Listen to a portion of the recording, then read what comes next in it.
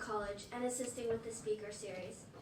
After tonight's speech by Tom Wessels, the next speaker for the Landmark College Speaker Series will be Jean Chiruni on March 6th. She will also be here in the O'Brien Auditorium on the Landmark campus, and this speech, like all, are open and free to the public. Also, we would like to thank this year's Academic Speaker Series sponsors, Sobra Communications, Leader Beverages, and Green Mountain Tent Rentals. Now, Tom Wessels will be speaking for around 45 minutes, after which we will take a short one-moment break for those of you who need to leave to do homework or whatsoever. They may do so quietly and respectfully. However, Professor Wessels will welcome you to stay longer for a lively question and answer period of about 20 minutes. Okay, so who is Tom Wessels? Tom Wessels is an ecologist and a professor at Antioch University of New England, where he founded the master's degree program in conservation biology. He has authored numerous books with his forthcoming Granite, Fire, and Fog, A Natural and Cultural History of Acadia, to be released in the spring of 2017. Professor Wessels has conducted programs of ecology and sustainability throughout the United States for over 3 decades. Now please give me a warm welcome and welcoming Professor Wessels.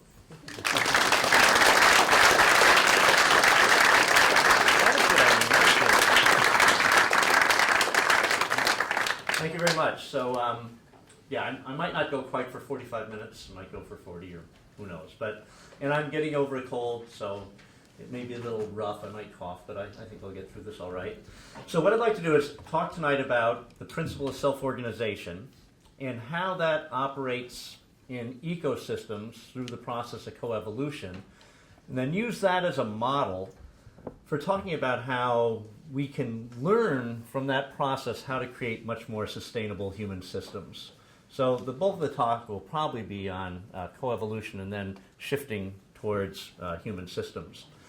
Now, for about 2,000 years, the very underpinning of the natural sciences in Western culture was very much based on Aristotle, particularly his principle of entelechy. What Aristotle noticed when he looked at the natural world was that everything was always in a state of change. Nothing was static. And his teaching said that if you really wanted to understand the world around you, you had to really focus on the patterns and processes that are taking place over time. It was sort of a holistic view of how to see and study the natural world. Well, that started in Western science, started to change in the 1600s, first by the work of Galileo, and more importantly by the work of René Descartes. Now, Descartes was a man who was very influenced by the machines of his day, wind-up clocks, mills run by water for grist mills or sawmills or fountains. And he started seeing these constructed things as being very similar to organisms, like a human. They had parts that moved.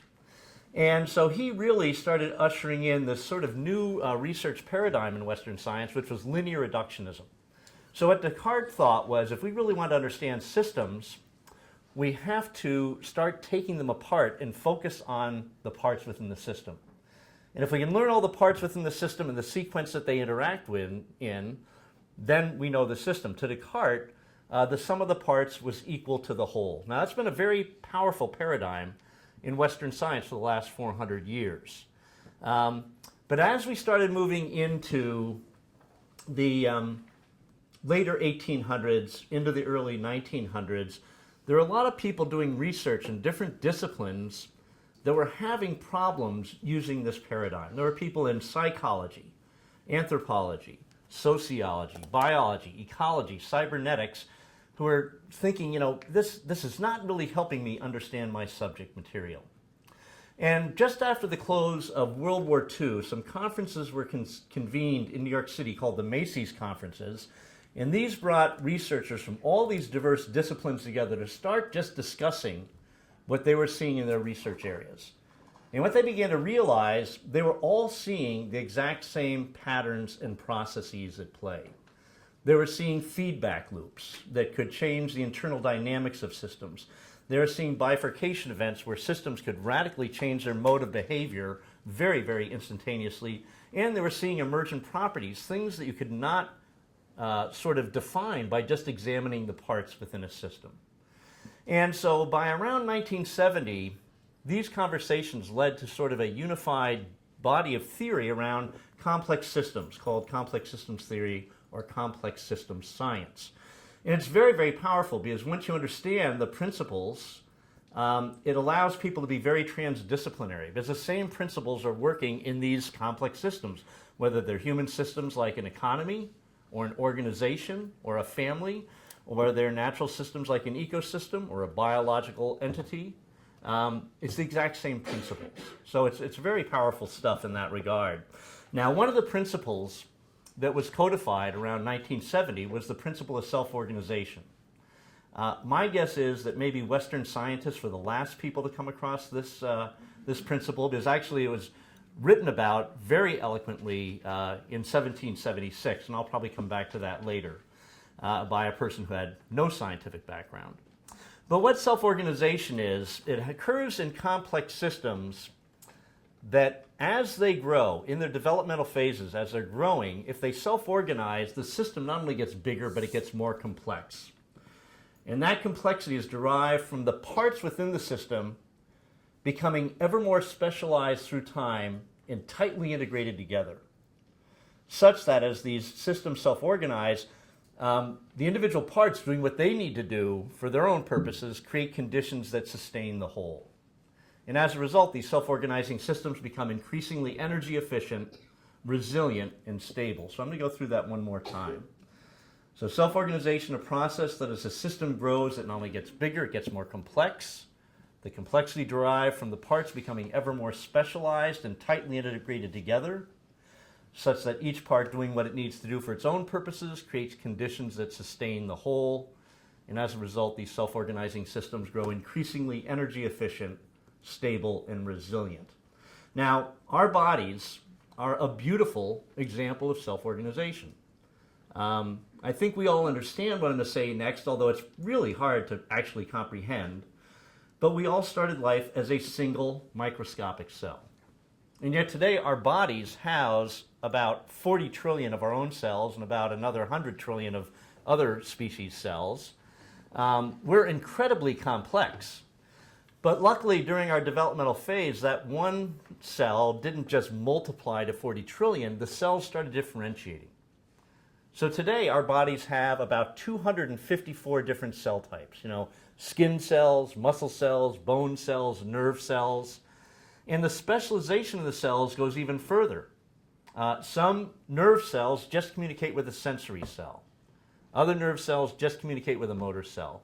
Other neurons link sensory neurons to motor neurons. Our cells are incredibly specialized, but luckily for us, they're tightly integrated, such that each cell doing what it needs to do for its own purposes creates conditions that support the whole.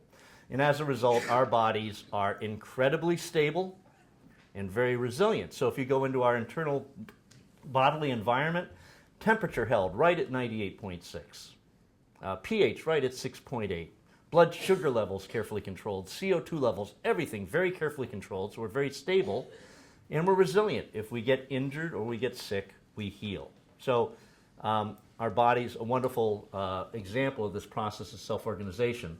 But tonight, since I'm an ecologist, I want to focus on how this process, self-organization, plays out in ecosystems through evolutionary time via the process of coevolution. Now, to start, in our native ecosystems outside, the currency out there is energy. And unlike, dollars or euros or anything like that, energy currency is solid. A kilocalorie of energy is always a kilocalorie of energy. And the critical thing is that in our natural ecosystems, it is finite. It's not an infinite resource. There's only so much of it. So nature is always sort of urging organisms to develop strategies or adaptations that make them more energy efficient. because any organism that does that is going to be able to support a larger population on the same finite amount of energy. And at the same time, nature is selecting out organisms that are energy inefficient, who cannot support as large a population on the same finite amount of energy. And that is the driver, this energy efficiency, which is driving coevolution. Now, for a good many decades now, ecologists have been saying we shouldn't be bringing organisms from one part of the world into another part of the world, because what we do is we end up creating young ecological interactions where the species have had no time to adjust and co-evolve. And as we're going to see with the examples I'm going to point out, these interactions are often very energy inefficient, and they're usually detrimental to one or both species that are involved in the interaction. So a really good example of this was the accidental introduction of the chestnut blight fungus into North America in 1904. That fungus came in on oriental chestnuts being planted at the Bronx Zoo and Botanic Garden. By the way, if you ever run into anyone from there, don't mention this. They are still really sensitive about this fact. And yet, they probably weren't really at fault, because those oriental chestnuts and that fungus had co-evolved in the old world for eons. And when those chestnuts were being planted, they couldn't even tell that they were infected. But the American chestnut and this fungus had never interacted. Now, at the time of that introduction, the American chestnut was one of the most common trees east of the Mississippi River. In the heart of its range, places like Tennessee and Kentucky, they could grow to immense size. We have pre-blight photographs of American chestnuts up to 13 feet in diameter. So that's broader than the width of this screen right here. They produced the most edible nut of any tree in North America. They were truly the signature tree of the temperate deciduous forest, and it only took about 30 years for that fungus to escape from the Bronx Zoo and Botanic Garden and almost completely eliminate the species. So that's an example of a very negative outcome for the American chestnut. But I'd like you to contemplate the fungus. If you are a host-specific parasite, the worst thing you could do is eradicate your host species, because if you're successful in doing that, you've just nailed your whole population. That was really a really bad outcome for the fungus as well. And it was terribly energy inefficient. If it didn't kill its host tree, the fungus would have lived longer, it would have been reproducing more, there'd been more of a resource for its offspring. It was just about the very worst thing that it could do. Now, if two species make it through a young ecological interaction like this without extinguishing each other, natural selection, driven by energy efficiency, starts forcing the species to co-evolve their relationships, to become more energy efficient, and through time, these relationships become usually more and more beneficial for the parties involved.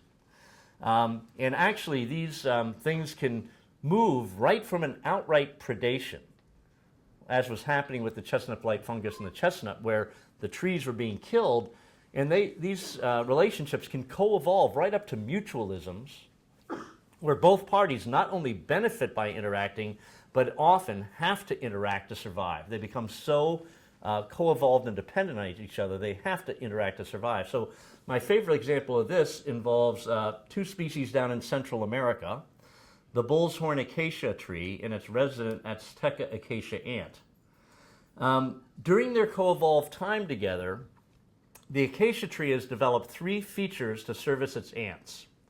The first is the thorns that used to ward off the mouths of herbivores have become large and sort of swollen and pliable. They no longer protect the tree, but the ants drill into them and hollow them out, and that's where they raise their young.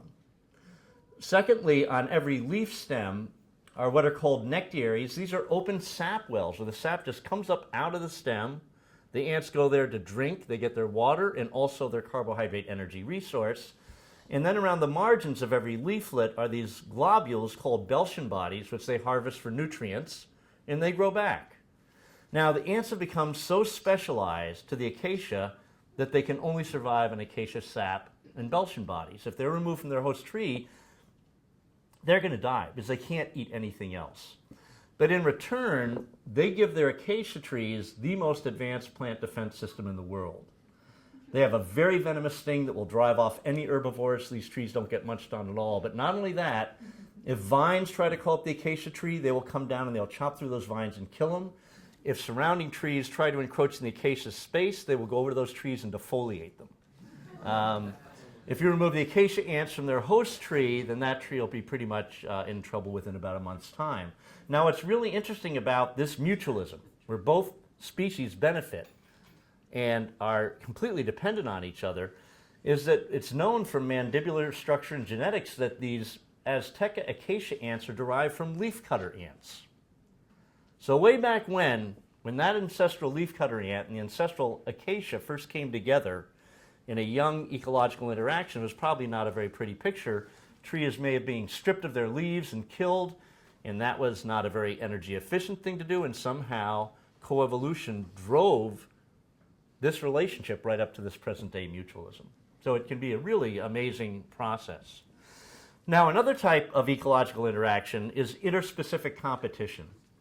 And this is usually considered to be a negative for both parties involved because they're both losing energy from their competitive struggles. And if they could figure out a way to coexist without competing, they can get an energy boost. So this happens through something called niche separation. A species niche is sort of its total ecological role.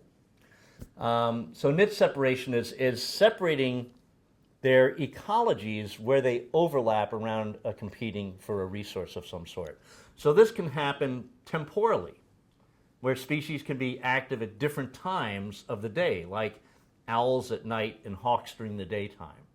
So they can coexist without directly competing. It can happen with organisms being active at different parts of the seasons. And this can even happen in the plant world. So about probably 2 months from now, one of my favorite activities is to go out into our calcium-enriched woodlands, and we have a real nice lot of them right over here over at the Putney Central School property. If you go out in those calcium-enriched woodlands that are dominated by sugar maple, bitternut, hickory, white ash, let's say in mid-April, you're going to find the understory completely carpeted in brilliant emerald green. And that's going to be from the leaves of vernal wildflowers like wild leeks, Dutchman's breeches, squirrel corn, trout lilies, spring beauties. All those species are called vernal ephemerals because they grow up in early April. They do all their photosynthesis through April into early May, and then when the canopy leaves come on, they die back down below ground level, and a whole new cohort of plants comes up, like blue cohosh and maidenhair fern and Virginia waterleaf and baneberry. And because these two groups of plants are temporally separated, they don't compete at all. And it makes some of our richest understories, these calcium-enriched woodlands, because of that temporal separation. Now, another way species can avoid competing is through what's called microhabitat separation. So our black-capped chickadees and white-breasted nuthatches are good examples of this. They can both be foraging on the exact same tree for the same types of insects at the same time, but they don't compete because the chickadees have specialized to be gleaning insects off of branches, while the nuthatches have been specialized to glean insects out of the crevices of the bark, of trunks. And so they can both be active and not compete. Or this can happen through what's called resource partitioning. Darwin's finches down the Galapagos Islands do this. You can get these mixed foraging flocks of finches that are seed eaters. The large beak finch is specialized to eat large seeds. The small beak finch is specialized to eat small seeds. These two species can forage right next to each other without competing. But what you'll see is that in all these cases, the species have become more specialized. Their niches shrink as they sort of co-evolve in this way by becoming more specialized. And if you remember, self-organization is a process that builds up complexity with the parts becoming more specialized. In this case, the species becoming more specialized. Now, the last example I want to give is pollination. Imagine a meadow around here that has a lot of different species of wildflowers in it. And then imagine you're going to catalog how many different insect pollinators you're going to find in that meadow from April all the way through to November. And you're going to find all these different species of butterflies, moths, bees, wasps, flies, beetles, ants. all working at different times of day or night, different times of the season. And I don't know what the numbers would be, but I wouldn't be surprised if you would find maybe up to 1,000 different insect pollinators. And that's really critical, because what that does is, in all of our critical roles out in our ecosystems, we don't just have one or a handful of species doing that critical role. We have hundreds to thousands of them. We don't just have a few decomposing fungi in our woodlands. We have an incredible number of decomposing fungi species. And that's critical for the resiliency and stability. So if any one species should go extinct, there's still a huge battery of other species doing that critical functional role. So the way that this whole process of self-organization plays out in ecosystems, we have energy efficiency driving coevolution. That causes species to become more specialized. That means their ecological roles or their niches shrink through time. As that happens, that means that ecosystems can support more and more species on the same finite amount of energy, which is building up more and more repetition of function, which is giving rise to resiliency and stability. Is that sort of making sense to people? So that's the model that I want to work with here. Now, self-organization, and in this process of coevolution, they are both always working to decentralize critical functional roles, to have many, many more players doing that same critical functional role. And they can all coexist because they're specialized in ways that doesn't have them competing. Whenever we move in the opposite direction, whenever we move towards concentration of critical functional roles, we're moving away from self-organization and we're moving away from resiliency and stability. So I want to give just a few examples about this, and I'm going to move into the human realm now to show these. As of 1980, the vast majority of jobs in the city of Detroit were with the auto industry, one industry. And then our auto dealers started losing market share. And the impact on Detroit was profound because so much was concentrated in just one industry there that within the next 20 years, Detroit shrank by 600,000 people. It lost more than half its population, leaving 200,000 vacant buildings that had to be destroyed, and infrastructure that was just shattered in the city in bankruptcy because too much of the employment was concentrated into just one basic entity. Another example, before the financial meltdown of 2008, 54% of all the banking assets in this country were held by just 10 banks, an incredible concentration of capital in just these 10 banks. And these banks were not well integrated in ways that were mutually supportive. And so once Lehman Brothers went belly up, if the federal government hadn't rushed in, it would have cascaded through that whole system. Now, many people say it was risky investments that was the cause of that meltdown. Well, that's partially right. The risky investments were the catalyst. The underlying cause was that the whole financial sector was so poorly self-organized because so much wealth was concentrated in so few hands. And the last example I'll give is the Central Valley in California. That produces the bulk of our vegetables, fruits, and nuts in this country. And because of overuse of pesticides there, we are down to one pollinator species, the honeybee. That's the only pollinator there. And I think a lot of you know the honeybee's not doing that well. If something drastic happens to the honeybee, that whole Central Valley folds up overnight because we're down to ultimate concentration and as far as we can get from resiliency and stability. So this principle of self-organization is really a very important model for us to understand. Now, if you look at any of our economic sectors in this country, you could look at energy, you could look at agriculture, pharmaceuticals, media, financial, retail. It really doesn't matter which one you look at. You're going to see that the bulk of the capital is flowing through a handful of very, very large corporate entities. I think something like 95% of our agricultural products are controlled by 4 corporate entities. Again, a far move away from self-organization.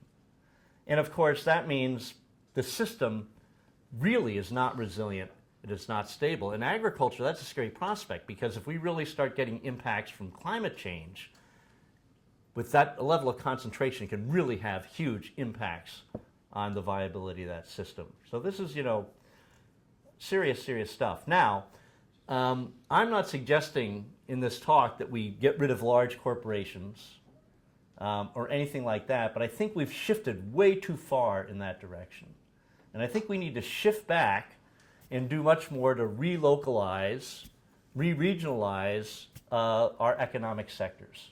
And in that way, boost resiliency and stability by doing that. Luckily, here in Vermont, we're way ahead of the curve on that with the food sector. Back in the 1990s, agriculture was the economic sector in this state that was losing the most ground. Dairies were closing right and left, and it was just sort of, the whole thing was starting to tank. And yet today, the agriculture sector is the most vigorous growing sector in our economy. Because now, I think Vermont has the highest number of CSAs of any state in the nation. I think the last time I checked, 1,300 CSAs. So with the demise of the dairy industry, what's taken its place is this huge array of small specialty farms. Vegetable growers, meat producers, dairies, whatever else, even people that are growing mushrooms. Vermont now is challenging France as one of the biggest cheese producers in the world.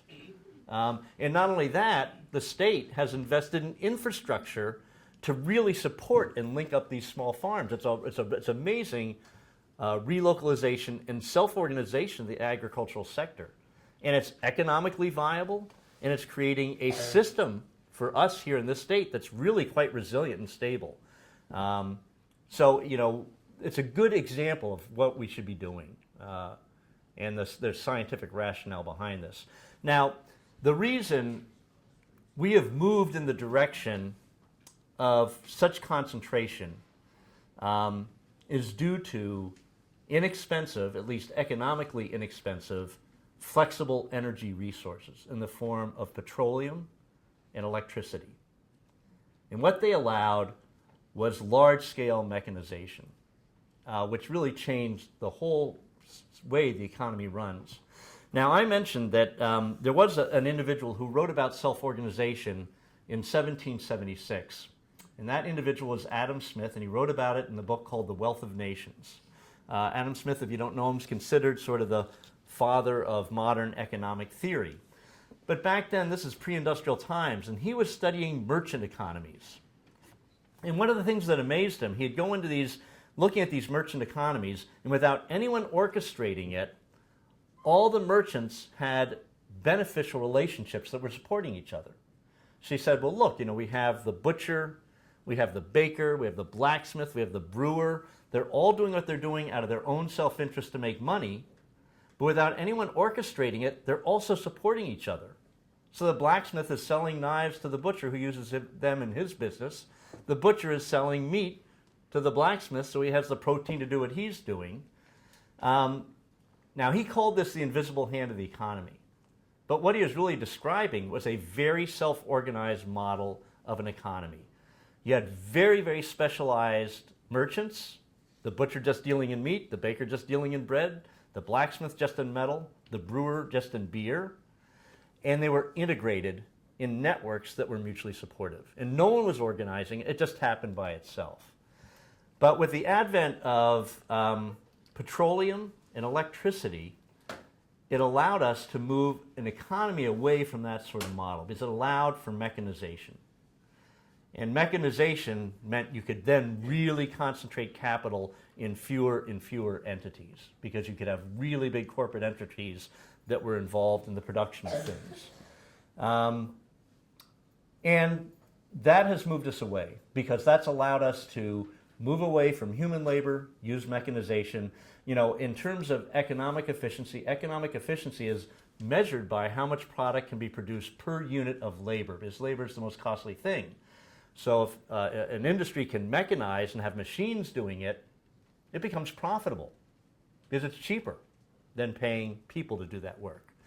But there's a real problem there and that is that mechanized economies are incredibly energy inefficient. And it means they also have, besides issues around social justice, they also create a lot more environmental degradation than non-mechanized industries. So let me just give an example of this. So one thing I should say, whenever we use energy, we're creating some entropy. Entropy is a process by releases of energy that cause systems to become simplified and materials and energy to be diffused. Oftentimes it's said they become disorganized, but order and disorder is really subjective. I used to be a dorm head at the Putney School, and I can remember on Sundays when I was doing room inspection in my dorm to help the girls in my dorm keep their rooms sort of picked up, I can assure you their idea of order and my idea of order was completely different. I mean, so order and disorder, very subjective, but entropy always moves a system to simplification, takes it from complexity to simplification, takes concentrated stores of energy and materials and diffuses it out. So whenever we're using energy, we're creating entropy. The more energy we use, the more entropy we create, which means in our biosphere, we are simplifying it and we are diffusing out energy and materials. If you think about all of our environmental problems today, you'll see they're problems of entropy. Loss of topsoil due to industrial agriculture is an entropic problem. We're taking incredibly complex systems of soil, simplifying them. We're taking concentrated stores of nutrients and diffusing them out. Removal of primary tropical rainforests to grow soybeans for biofuels is entropy. We're taking incredibly complex ecosystems, replacing with simple monocultures. Depletion of ocean fisheries is entropy. Again, taking complex systems and simplifying them. The burning of fossil fuels is an entropic process. We're taking concentrated stores of carbon and diffusing it out in the atmosphere. If you look at it, pretty much every single environmental problem we are having in the world today is a problem of entropy. And actually, for the first time in its history, because of the actions of one species, the Earth is now an entropic system. The biosphere is becoming more entropic every year because we're using more and more energy and as a result simplifying and diffusing our systems. So let me just give an example of how mechanization is really energy inefficient. Down in Greenfield, Massachusetts, there's a brew pub called the People's Pint. And if you go down there and you look at their menu, you're going to only find one meal that uses beef, and that's hamburgers. They don't have any other beef meals there.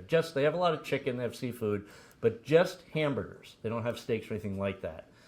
The beef they get is from a local farm that's 10 miles away. It's grass-fed beef that's supplied to them for making hamburgers. So I just want you to think about, I'm not even talking about the raising of the animals that eventually become hamburgers.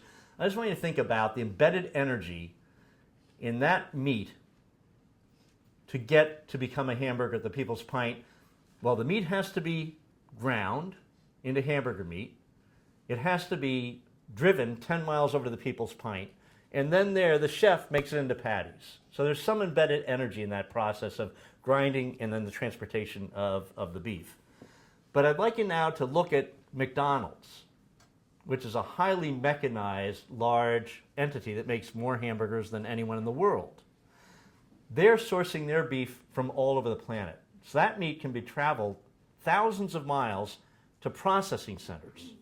And in those processing centers, the meat is ground by machines, it's made into patties by machines, it's wrapped by machines, it's boxed by machines, and it's frozen. And then those boxed hamburger patties are shipped hundreds of miles to distribution centers. And then when they get to the distribution centers, they're shipped from there out to the retail outlets. If you look at the embedded energy in the production of those hamburger patties, you're going to see it's many, many, many times higher than what the People's Pint has. So mechanization is great for economic efficiency. It makes corporations profitable. It allows them to get really big. But it's an anathema to environmental quality because we're using so much energy, not just in the running of those machines and all that transportation, but then start thinking about all the embedded energy in the machines themselves. How much energy did it take to extract all those resources? to refine the materials to build the machines. It's huge, huge amounts of energy. So if we can really follow the way nature works, which is becoming energy efficient, decentralizing through many, many more specialized entities that are integrated together in meaningful, beneficial ways, that is a great sustainable model. Because we're going just the opposite way. We're going into real energy inefficiency, concentration, and lack of integration. And because of that lack of resiliency and stability. Now, we'll close on this, and then I think we'll take a short break. So if people do need to get out to do homework, they can do that. And then we'll get into questions and answers.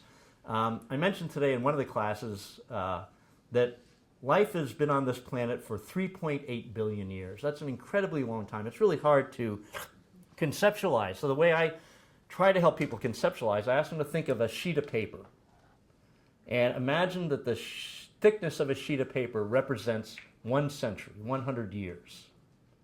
And the question I then pose is, well, how tall a stack would we need to represent 3.8 billion years, each sheet representing a century? To the moon. It wouldn't be that far. It wouldn't be that far, not to the moon.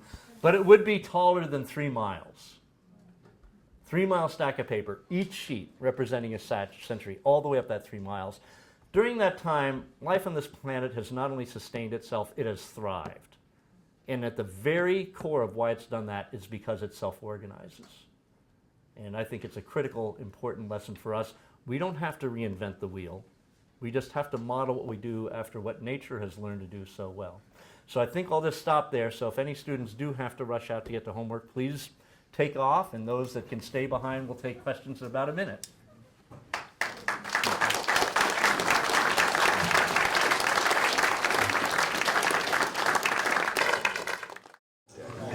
All right, so are there any questions or comments? Yes. A couple.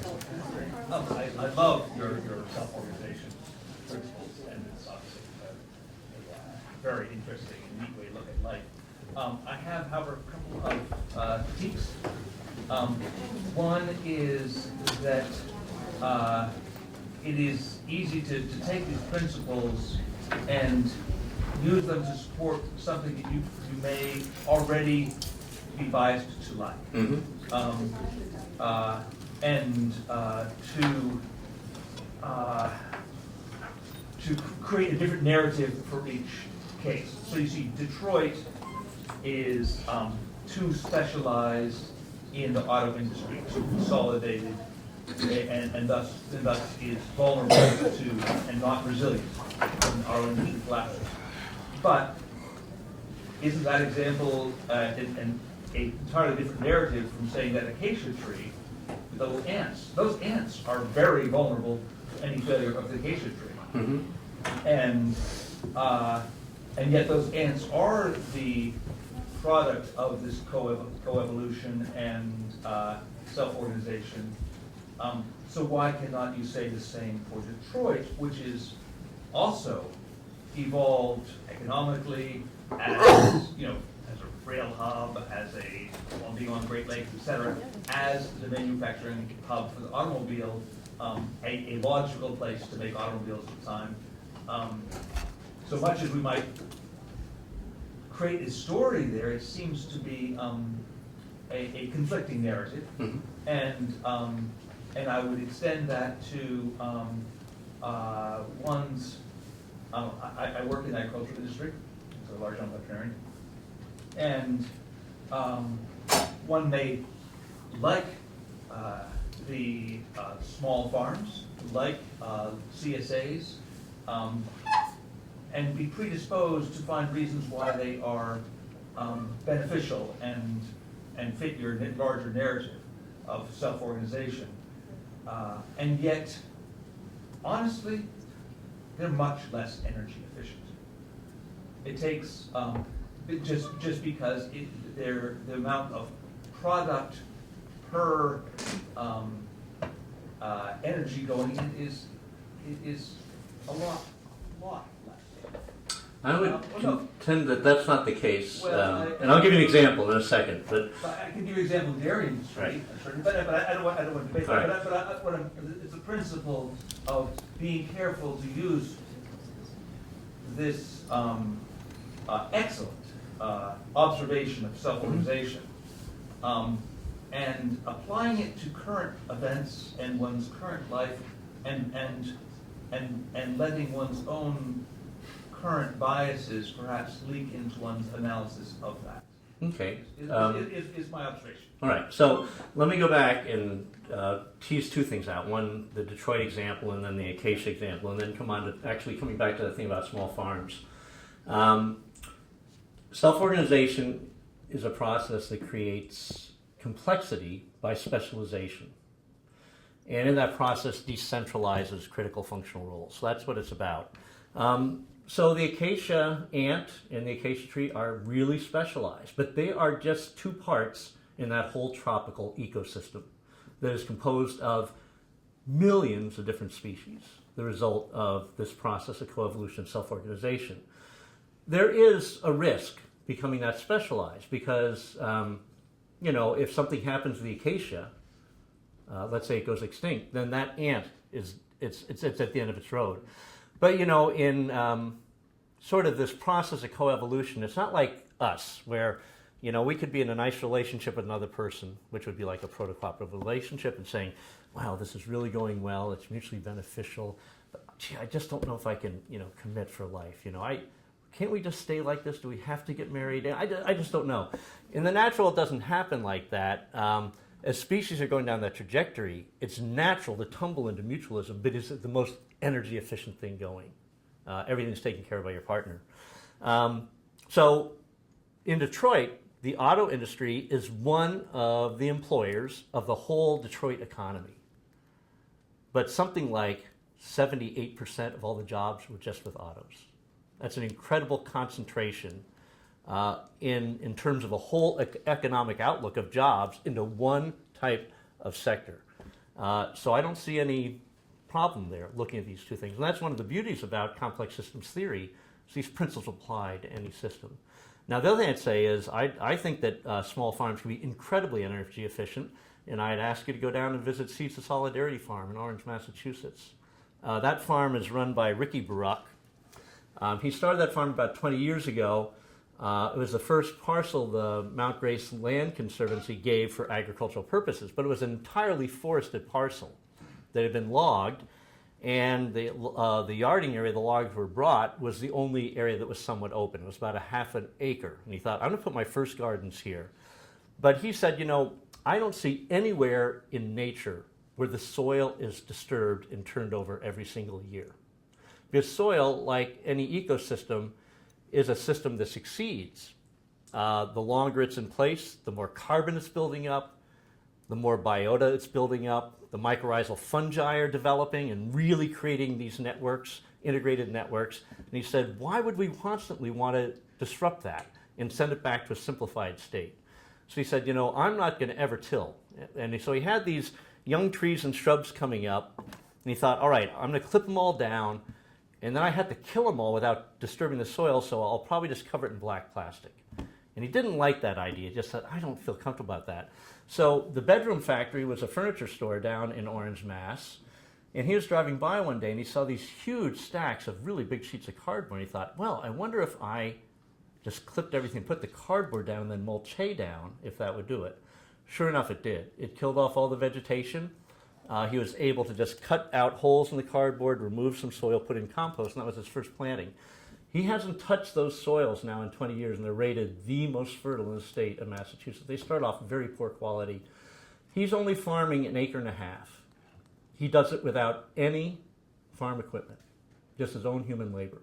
So he's putting in about 1,000 kilocalories a day. His yield is the highest produce yield in the state, in all of New England, because his soils are so dynamic. So I'd say that is incredibly energy efficient, where one individual can do all that work. And the reason he can do it, he doesn't have any weed problems. He has no weed problems. There are no weeds. So he doesn't have to do anything about weeds. He just plants and he harvests without any petroleum inputs, without anything. I remember years ago when diesel fuel went way up, and he was laughed at when he first started doing this. I remember all the farmers down on the alluvial floodplain soils in Deerfield would be coming up and just laughing and saying, you're nuts, what are you doing? Well, back around 2009, when diesel fuel got really expensive, those people couldn't plant. They would have spent more on diesel fuel for the planting of their farms than they would get by selling their produce. They flocked up to Ricky and said, "Ricky, tell us what we should do." He said, "You can't do it. You're too big. You got to be small if you're doing this model." So I'd say that, you know, the right size small scale farms can be entirely energy efficient. But another question or comment? Thanks, Tom, for a great talk. Lovely synthesis. So, as you know, or maybe you remember, I went to UC Santa Barbara and I hung out with Joe Connell a lot. Mm-hmm. And for the rest of you, he was a teacher and a mentor and a friend, and he challenged an ecological paradigm at the time, which was that you understood nature best by assuming it reached a stable climax endpoint that didn't change much. And he said, wait a minute, in a lot of systems it looks to me like disturbance of different kinds, of different sizes, of different frequencies, gives me a better explanatory power for some of the systems than does the previous paradigm. So, back to the current world. You're talking about resilience and stability, and they have the big, fancy, complex words, as you know better than I, with difficult meaning embedded in them. Mm-hmm. So, what if one said, you know, human systems and ecological systems actually might better be understood on the basis of regular disturbance of particular magnitudes. For example, like the Great Depression would be an incredibly large disturbance, Mm-hmm. Unusually large. 2008, medium to very large disturbance. And that these perturbations result in disorganization of your organized systems, and that they start to re-anneal but never fully make it to a stable endpoint, and that we understand them at least as well by thinking about them getting the hell beat out of them at regular intervals, at least intervals where we can determine a mean. What do you say? Yeah, no, I don't disagree with that. I think now we are talking about scaling, spatial scale. So let's say if we're looking at a landscape context, these disturbances are critical. They're creating a mosaic of different age systems. And of course, we have all these different species that are in different parts of the continuum, whether they're in older, more mature systems or younger, more disturbed systems.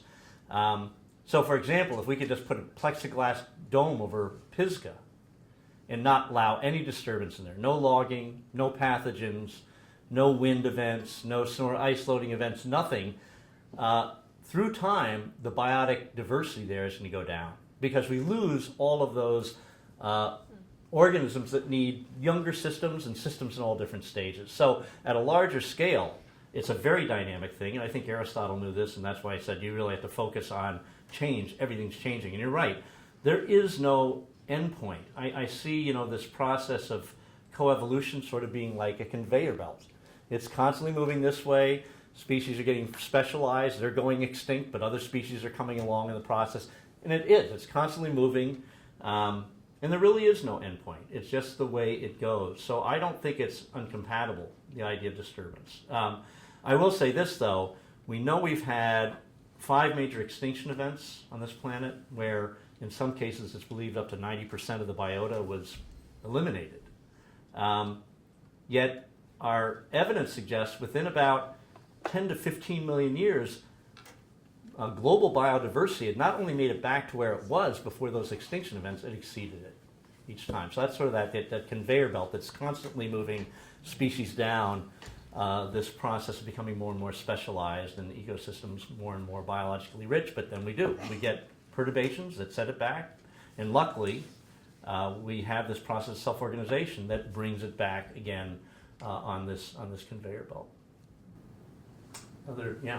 So again, thank you. I want to ask you a question about food security, or food insecurity, I guess, and young coevolutionary relationships like you were talking about. So in Massachusetts, they just passed this law they outlawed the hardy kiwi. It's this like, wild fruit, very nutritious, very tasty. It's a vine, grows everywhere. And I'm wondering what extent are like legal solutions to so-called invasive species, they're jeopardizing food security essentially by getting rid of this hardy kiwi. But they would also be in alignment with your analysis of young coevolutionary relationships being unsustainable to biodiversity. So where is the middle ground there? I wouldn't say they're unsustainable, these young relationships. It's just that they are problematic at the start. I guess unsustainable in relation to us. Yeah. So in terms of, invasive plants, non-native invasive plants, even non-native pathogens, I think in the long run, things are going to be okay. Yeah. Coevolution is going to work that out. They're going to become functional members of our ecosystems. I mean, 3 million years ago, the Isthmus of Panama formed. And there was a mass migration of species from South America to North America, from North America to South America. There were a lot of young ecological interactions. It probably wasn't a very pretty picture. Yeah. But now, those species are native into the system. So invasives are here to stay. We're not going to get rid of them. Yeah. I think our job is we have to be very strategic. It's like triage. We've got to really make sure we can keep them out of unusual ecosystems that have rare and endangered species. Maybe remove them when they're first starting to get into areas where it's easy to do, but some areas we're going to have to let go. And those will be the areas where coevolution is going to start playing out. I think that's my view on invasives. In a way, we have to be like Noah. We've got to ferry our current species through until these things work out. So ecologists talk about an evolutionary bottleneck, and we've got 3 big things all happening at the same time. We've got aggressive invasives, we've got pathogens, which are definitely going to reduce the diversity of our ecosystems around here, and we've got climate change. And those 3 things are going to be a real difficult thing. And so our job is to sort of we call it evolutionary bottleneck because the bottle would be like the volume of biodiversity. It's going to dip down to a neck before it comes back out again through coevolution. Our job is to try to keep that neck as open as we can to get as many of our current species through until things start working themselves out. Yeah. So what do you think about a law being a tool to inflict punishment on people who would say propagate this very plentiful? Yeah, I don't know. I don't know about that law, and I don't know why they picked on the kiwi. That's I what know I'm it can saying. be Why invasive as a vine, but how many other plants are outlawed? That's what I'm saying. Yeah, so that seems a little odd to me. Yeah. Well, I think it's not odd. It's just an issue of food security being the opposite of decentralized. Yeah. Okay, good point. All right. Other questions, Jones? Yeah. Can you talk about the growth of the human population as in a process of coevolution in the world? Are we going? It sounds like the systems over time, but we're relatively young disturbance event.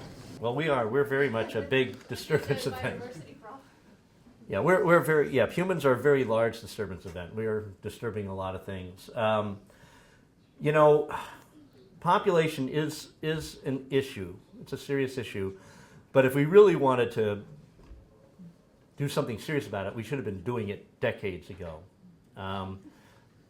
We can probably take our strictest efforts right now, and it's not going to have that big of an impact. It might impact, peak population growth. We might be able to bring it down 1 billion people because there's a lag response, and population growth rates are already starting to slow worldwide.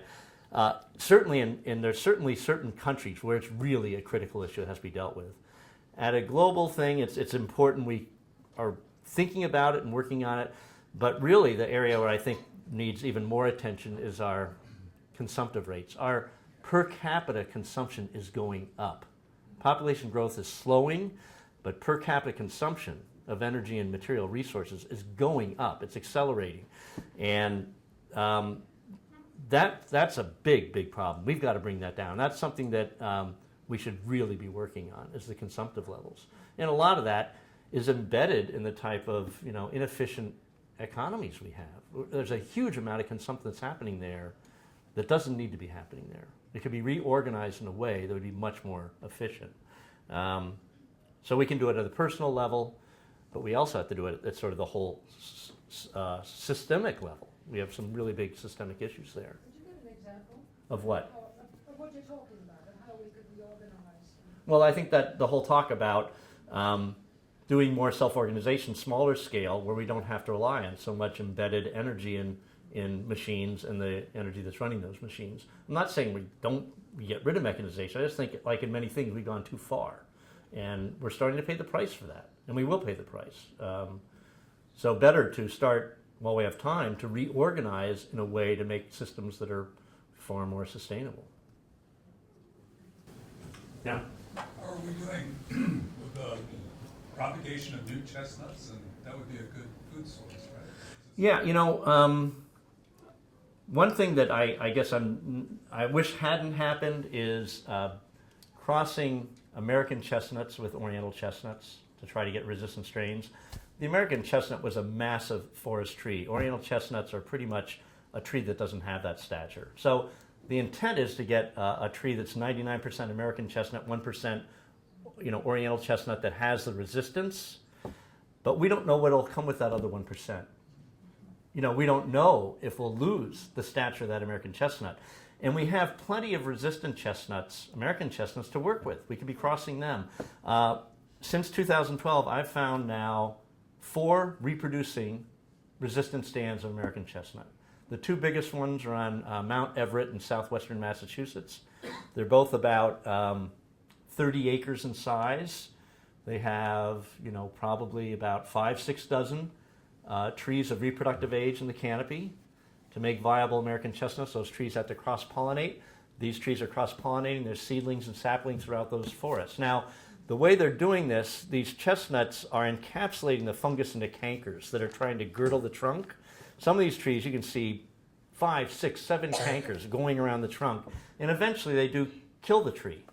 But they usually can make it up to about 14 to 16 inches. But the hope would be that with the cross-pollination, that the next generation would be a bit more resistant and maybe could make it to 20 inches in diameter, and the next generation maybe 30. And after a number of generations, the hope would be would have really, truly, totally resistant whole American chestnuts, not hybrids. So I wish we had just gone that way originally instead of trying to, mix genes from one species to another. Yeah.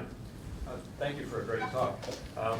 One thing that struck you said one thing that struck me quite a bit, and I think it's been a while since I've really studied economic theory, so you'll forgive me if I get something wrong. Well, I'm not an economist, so you're probably going to get it right. Right, but you were bringing that in.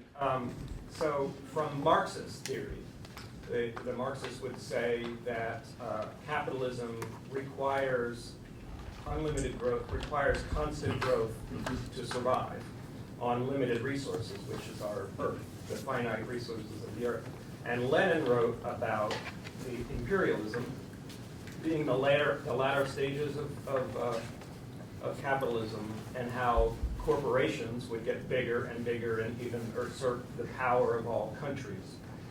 So if you argue that perhaps we're starting to see what Lenin was talking about in imperialism, and that corporations are basically sucking a lot of the resources out in their, centralization that you were critical of. Why did you say, but I'm not advocating breaking up corporations? I didn't say I'm not advocating breaking up corporations. I just said I'm not advocating we get rid of them all. Oh. I think that there's some things that have to be produced at larger scales. You might need bigger entities, and I'm not an economist. But I just think we've moved too far. We have to come back. I don't know how far back we have to come, but I think any movement back is going to give us benefits of greater resiliency and certainly a lot less environmental degradation. How far back we come, I don't know. I don't have that expertise, but I think we have moved too far in that direction. We've got to move back in another direction. Yeah.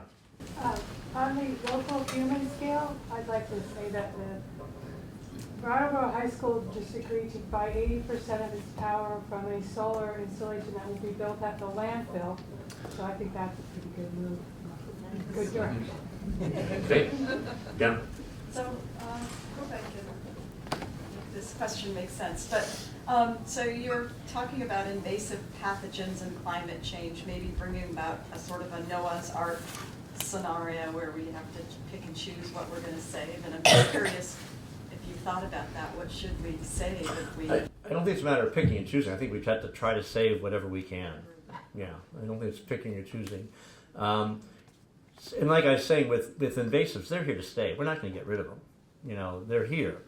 So we got to be strategic and smart of where we're putting our efforts, because we don't, you know, have enough resources to eradicate them. So we better be very clear on where we really want to put those resources, so we can get as many of our current species through this bottleneck till things start to sort themselves out. Yeah. Just wanted to ask about your theories on how to counteract the collapse of the honeybee hives, and if there are ways to do that without affecting biodiversity. Boy, I don't have the answers. I'm not a beekeeper, so I don't really know it that well. But it's scary to me that they're in, you know, they're in trouble like that. So, but I don't know. I'm sure there might be someone in the audience that knows better, but I don't really have that expertise. Sorry. Yeah. So I have another question, but I'll wait for if anyone else has to go first. But anybody else? Okay. So I hear you describing a anthropogenic process of de-wilding and sort of motivating this idea of how do we rewild, how do we restore that integrity. And I would perhaps add to these three categories of de-wilding influence also habitat loss, and in particular habitat degradation is actually the most potent of the array of effects humans have caused. And it seems like, you know, we're sort of in this realm of problem solving and of Thoreauvian thought, where the question is, what is the root of this problem? What is the radical of this? Without which we're just whacking away at branches and we're never getting to the essence of things, and we don't have a hope of fundamentally curing what ails us. And you know, go back before we had bakers and brewers and blacksmiths. You know, at some point we were hunter-gatherers, and we didn't have to do that. We didn't even have to necessarily dominate a system in the same way and change that ecosystem into something different, eliminate that habitat. Yet we still dominated it. In fact, everywhere we've gone out of Africa, extinction has walked in our shadow. Although that coevolution dynamic meant that mass extinction did not occur in Africa. Perhaps it's language that has thrown us out of balance, where now we evolve mimetically with information that spreads like wildfire instantaneously within our technological capacities, whereas before it had to spread genetically, which is a much slower process, and now we're out of balance. But in some sense, the question is, what's going on? And then the rub is, what do we do about it? So given that whatever it is that's thrown us out of balance has had us out of balance with these ecosystems, whether perhaps it's even perceiving ourselves as separate from them, what is that? And then what can we do about it? Regardless of what it is, we're at this crisis point. And it does seem as though there is something about human history where there is a naturalization process, like you described for invasive species, or mutualisms, or at least commensalisms start to emerge. And perhaps that's what culture is a form of naturalization. We have this phobia right now about cultural appropriation. It's not PC to even contemplate appropriating cultural elements, but we have less than a generation to do this. We don't know how the heck to do it. We won't be able to figure it out through an evolutionary process in that time. How can we do it? We need to draw on something that's already out there. Maybe it's cultural appropriation, but do you have any sense of what the prescription is for finding out what is the root of this and finding out what do we do about it? Well, I think I don't know if there's one route. I think there's a number of things. I think it's sort of the Western paradigm that's emerged, which, you know, has this notion that we can control things. Maybe we can even improve things. So I think that's part of it. I think it is also this use of really a lot of energy resources, which we weren't using just 150 years ago.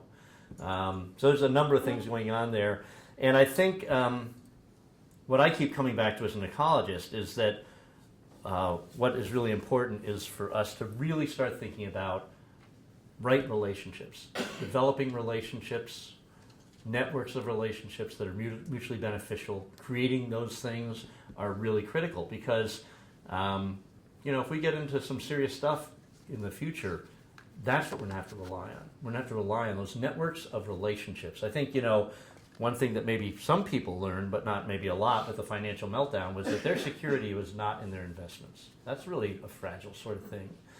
But if you have good relationships in your community, there's a lot more security there. So I think that that's something we need to focus on. One more. Oh no, Jeff's saying that's it. He's saying that's it. All right, is there one more? All right, yes. Yeah, so super quick, just this person reminded me of solar arrays. Do you know anything about the solar arrays and the effects of like soil health or land usage? I don't. I'm not sure if there's a lot of research out on it yet. I've often thought we have so many buildings. Why aren't we putting a lot of this stuff right in the roofs of buildings and leaving a lot of that land open instead of covering it? I think there was a study done in Britain years ago that just by doing solar arrays on the roofs of their buildings, they could produce all their electricity in a country like Britain, which has nowhere near the solar game we have around here. So I've often wondered why we didn't really focus on that. Yeah. But. And there's work going on using moss as photo collectors as well. All right, well, thank you very much.